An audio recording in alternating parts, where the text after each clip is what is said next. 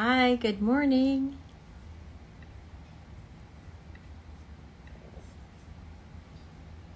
Good morning, everyone. Thank you for being here.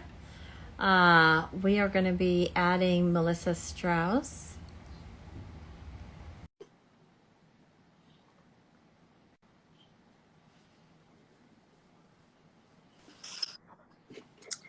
Hi, good morning.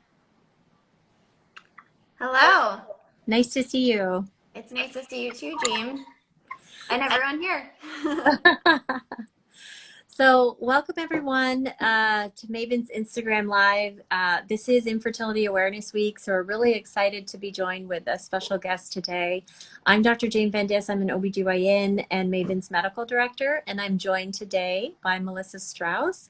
She is a Maven mental health provider and a licensed professional counselor, practicing in person, right, and on Maven. Yes. Wonderful. Well, thanks for coming here. Um, let's just start out by having you give us a little bit of background about how you became interested not only in becoming a mental health provider, but how you came about being an expert in helping women through their fertility journey. Sure. It's great to be here today with everybody. Um, so I have a son who will be 2 next month.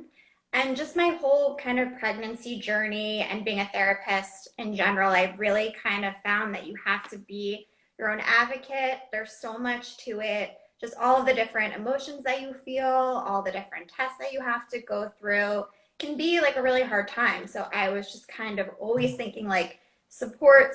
How can you get as much support? How can you get as much knowledge? How can you understand everything that's going on? So it really started from there, I think, and just, already being a part of the Maven team. And I just, wanted to kind of see how can we provide as much education as we can and really just the advocacy part for yourself, before you start trying to get pregnant, while you are pregnant, postpartum. It's just such a an amazing group through the platform, and I just really enjoy talking to women, and I think that going through the experience myself helps me to understand more about what it's like. Yeah. So this week, obviously, as I mentioned, is Infertility Awareness Week, and infertility affects around 1 in 8 couples. And yet it can be very challenging for couples to open up about. Um, why do you think there is stigma around talking about infertility, and is it different for different communities? It's a really good question. I think that we kind of always just want to make sense of what's happening. So it's very normal to kind of think like this is my fault or this is karma. I'm doing something wrong. I need to figure out kind of what's happening. And just so much with the part, like sometimes infertility can be unexplained. And I think that's really hard for couples to kind of go through. And I think that it's just so important to kind of get all of the facts, know that it's, a process. It's really interesting time because some people want to talk about it openly and then other people don't. So you kind of find, in your network, if you feel comfortable talking about it, you start to learn, all of these other people that have gone through the experience. And while it's very upsetting, I think you can also kind of find comfort in that. When you mentioned the stats, it's higher than we talk about. And I think it's very, stigmatized. I think that we are talking about it more, with resources like Maven, when you come on and I talk to women and, just kind of sometimes they feel like, oh, wow, like you know what I'm talking about. You can tell me, other women kind of relate to this. And I really like when their partners, kind of become involved in the journey too. Like they want to get educated too. They're a part of this. So just kind of, all coming together and kind of seeing like, what are my options? What can I do? The community question, that was interesting. I think it just kind of varies. I think it's kind of a lot about, do you have access to resources? Do you have good providers that want to talk about it with you? Do you have a good, friend and family network? Employers, I think, with partnerships with Maven are talking about it more than ever and being understanding. It's actually one positive, I think, of the pandemic with a lot of people working from home. I think they've been able to kind of, go to doctor's appointments and have appointments in general and not feel like they have to kind of, take off from work or just like all of the stress with that. So I like to kind of view that as a positive a little bit. Yeah. It's interesting. I was on Clubhouse the other day, and it was for the most part a physician audience. And I had mentioned that a third of the time, infertility is due to what we call female factor, or an issue related to the mom's or the woman's anatomy or physiology. And then a third of the time, it's male factor related to the man's anatomy or physiology. And I found this audience of physicians was really surprised to hear about the fact that a third of infertility is due to male factor. And it made me wonder, well, if the physician community is confused about how frequent male infertility happens, I'm sure the general population also doesn't know that. What do you think is the reason that we have such a hard time talking about male factor? That's a really interesting question. So a couple of months ago, I had gone on to Instagram, the platform that we're on now, and I wanted to see like what male support groups are out there because Yeah, for yeah. females there are.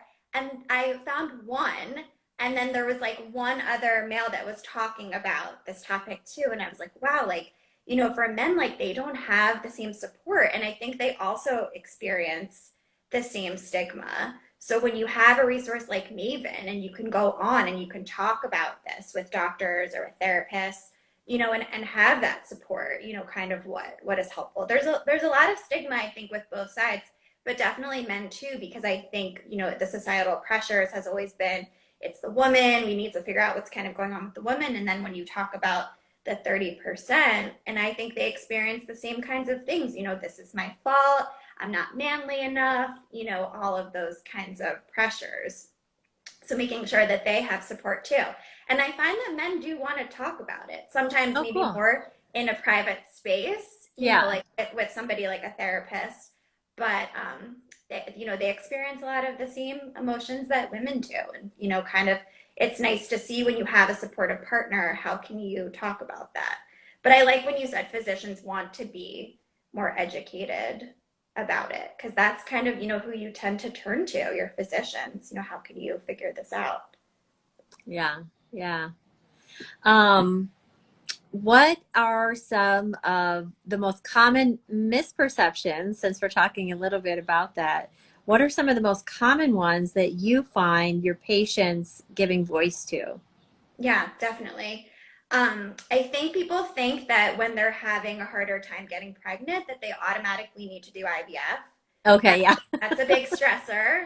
But there was actually a talk yesterday, and we were kind of talking about that sometimes, you go to a fertility doctor and you actually don't even need any, measures, just kinds of, figuring it out. I think a lot of women don't even understand their menstrual cycle. That's like a huge part of this kind of the science-based part. And, IVF definitely can be very expensive and just, all of the things that kind of go with that. I learned from a fertility talk a couple months ago that regardless of where you live in the United States, fertility treatments cost the same.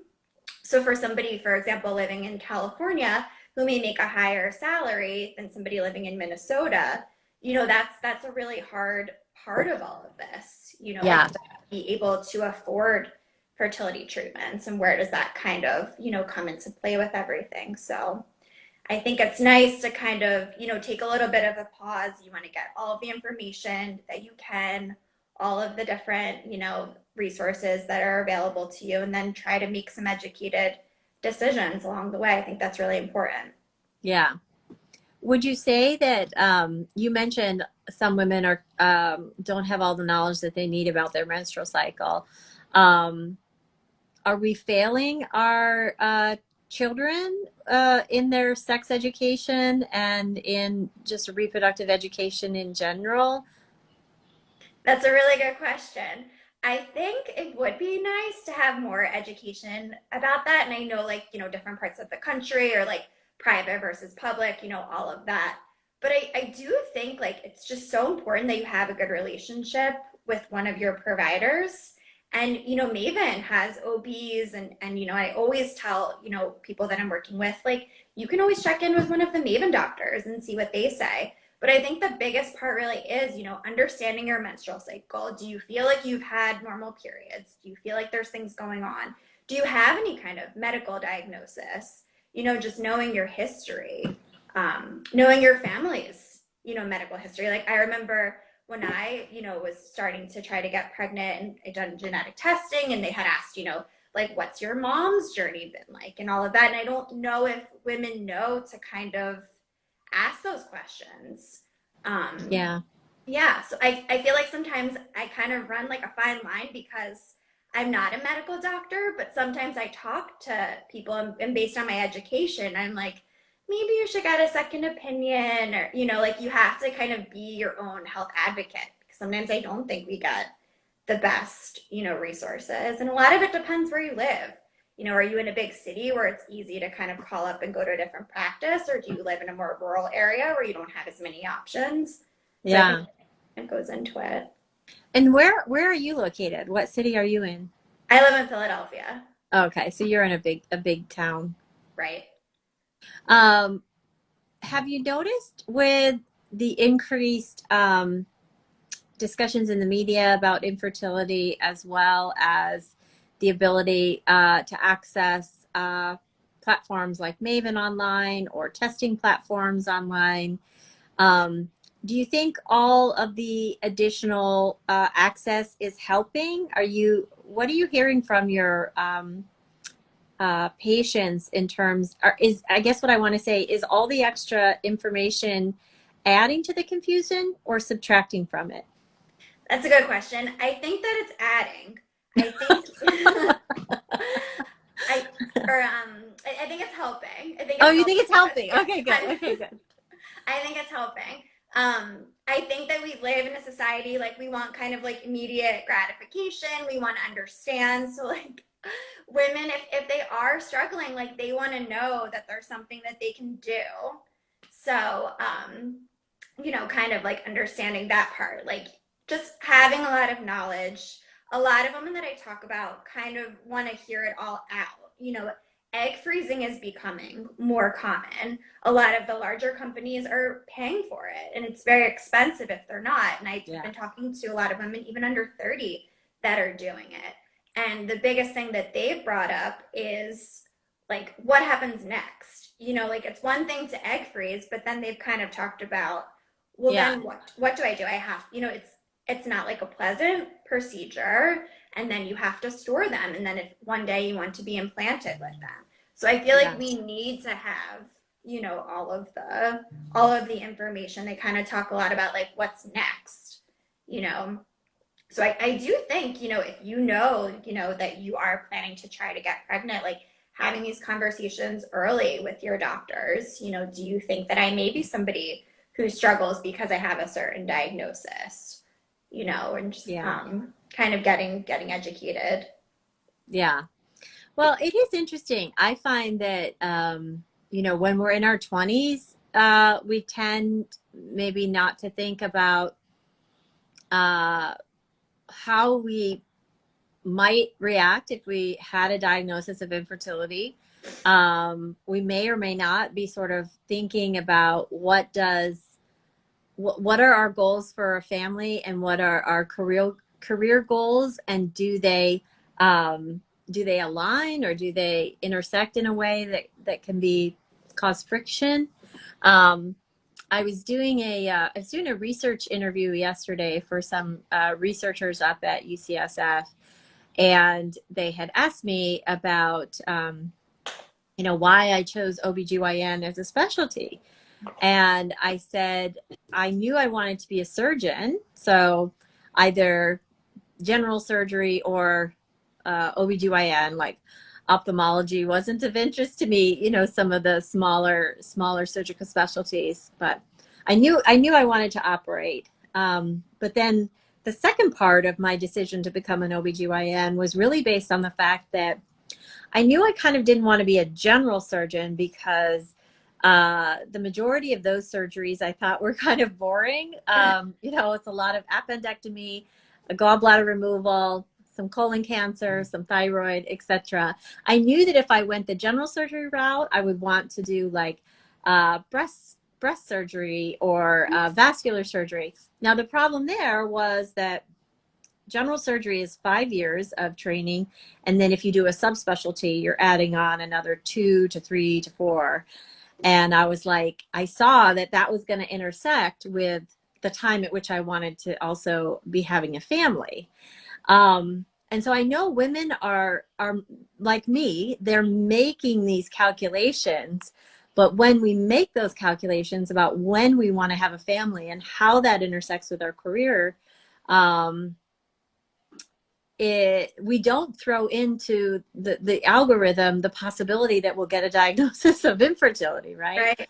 And so I just wonder, like, how do you help your patients who come to these journeys and they feel like there's just so much surprise that they are where they are? It was interesting to hear how you got into the field. It's hard. This is like one thing that there's just like sometimes so little control over.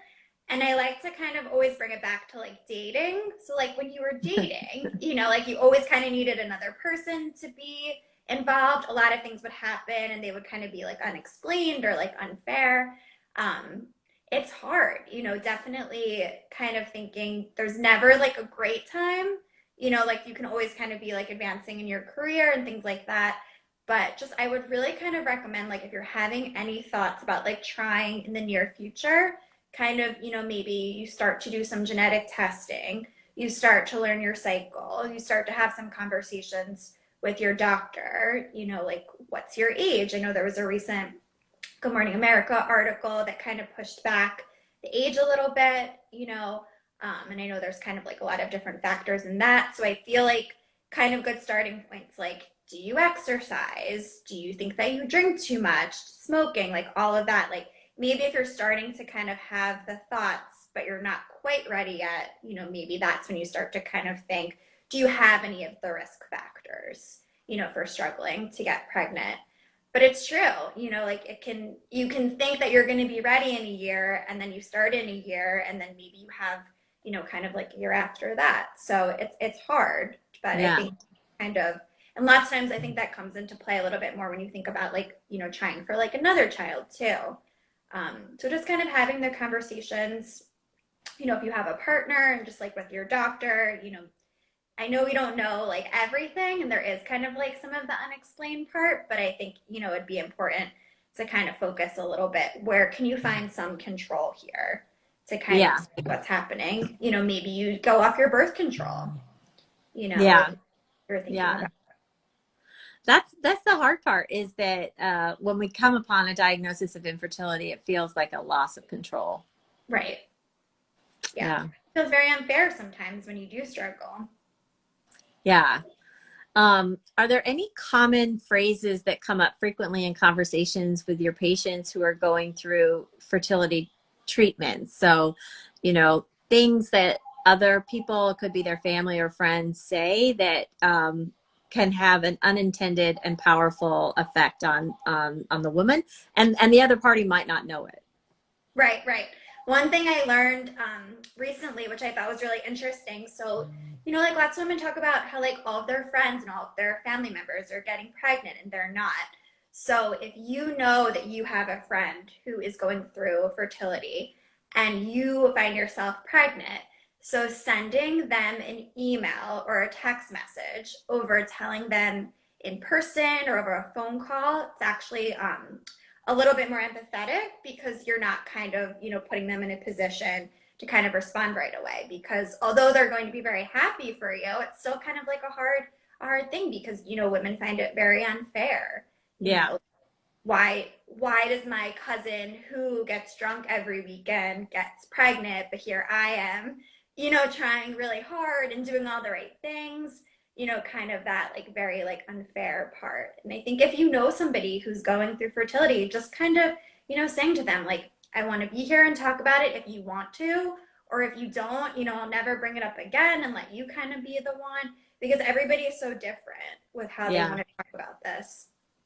Well, we saw in our conversation with the, why am I blanking on her name? The I Had a Miscarriage Instagram site. She talked about the fact that sometimes people will give you platitudes that actually create more emotional burden for you. And I think there is some crossover here, right? When someone says to you, well, if it was meant to be, it'll happen. Like, Right. really? That's not helpful.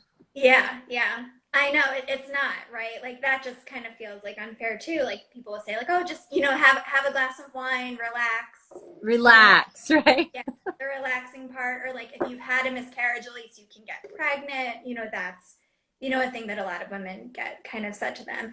I feel like as an ally, you just have to kind of ask yourself, like, is this a person that, we talk about, emotional things together, or is this more like nosy if I Yeah, bring it up? And a yeah, lot of women talk about too, like, especially when they've had a miscarriage or they're, having a hard time, they'll say, like, well, I don't want to tell everyone that I'm pregnant because I don't want them to kind of have to go through this again, you know? yeah, So I think that's like a big burden too, because people that really care about you just like love you and want you to be happy and, all of that. But there's so much pressure. Like I just even remember like being, going through like the wedding process and, sometimes people want to know like, when are you having a baby? And then you have a baby and they want to know when is your second? Just I think we're always kind of like ahead of things and you never know what somebody is going through, right? Just kind of like being compassionate. Like you could ask them, when are you having a baby? And they could be trying or they could have just had a miscarriage. Like you never know. yeah, yeah.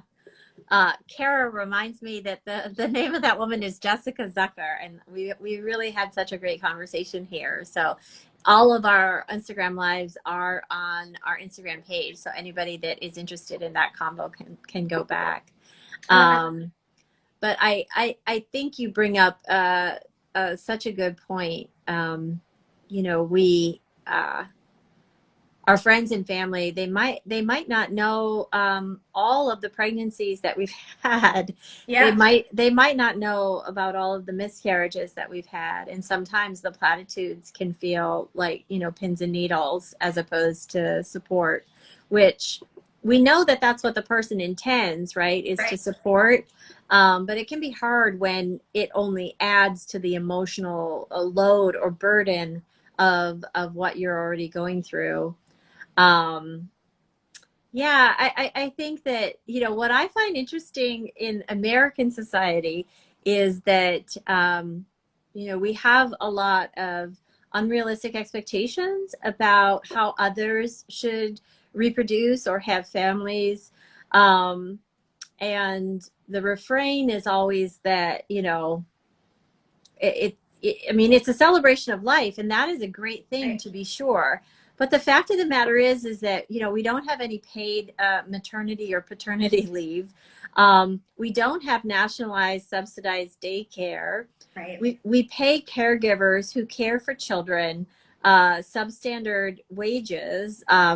Oftentimes, those who are doing domestic work are would be in violation of standard labor laws, right? They're not getting breaks, they're not being paid a minimum wage, they don't get health care, they don't get paid time off. Like, Yeah.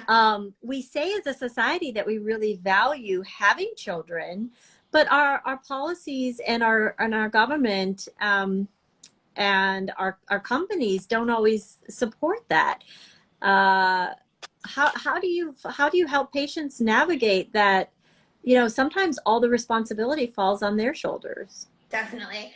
I remember going to my 6 week appointment and the OB was pregnant. This is my like postpartum 6 week appointment and she was pregnant. And she told me she was getting like six, and this is like a major hospital. She's an OB and she was getting 6 weeks maternity leave. And I think she was getting like paid for like three of them or something like that. And I remember thinking to myself, like, wow, like if you're not going to be getting, a good standard of care, like I couldn't even, imagine it. And it's just so hard. Like, exactly. And kind of the emotional part of this too. Like I talk to so many women that have, these 3 week old babies and they kind of come and they're like, I definitely have postpartum depression, and they may, and many of them do, but I find that so much of it too is just like they have to go back to work in a couple weeks. They have very little support. Their family couldn't come during COVID because they live so far away. They're not sleeping good. It doesn't necessarily, have to always be something that there aren't, even just like some more simple kind of solutions to fix a little bit. And I think that's where Maven is so great because I can say, well, we have, therapy, we have lactation support, we have sleep consultants when it's safe to do that, just support. I feel like it always kind of goes back to support. Like, how can you get support? Who do you know that just had a baby that you can kind of connect with too? Because especially for women that have a harder time getting pregnant, like you tried so hard and then you have this baby and you feel like you can't, have kind of the normal emotions that come with that, like it was something that was just so hard that you wanted to do so badly. And then you're kind of like, well, I don't want to be upset sometimes, but like, of course you should be upset sometimes, which I think is a hard thing to kind of think about. Yeah, I saw a patient on Maven recently, and they had used some assisted reproductive technologies, and they were, they were really baffled by the infertility journey. Like a lot of couples, I think that they had the expectations that they wouldn't run into that as a problem. And then they were having a lot of questions about their pregnancy journey. And, I basically told the patient and her partner, because they were both on the visit, that they really weren't alone in having all of these questions, and that when it doesn't go just as planned, and when there are unexpected either problems, complications, decision points, that it's actually the appropriate human response to feel frustrated, to feel Yeah. confused, and then hopefully the next response is, where can I go get some help? Where can I get some support? And so I was really glad that they had obviously turned to Maven for that, Yeah. because as you rightly point out, there's just so many different types of specialists and practitioners on our platform, that there's probably no problem that we can think of that we don't have an expert who can help you. Now, are you going to get the perfect expert the first time?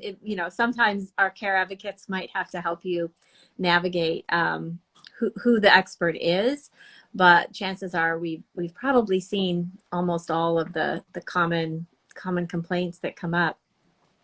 Well, thank you so much, Melissa. I just wonder if you have any other resources you want to share, or any last words for our audience this morning.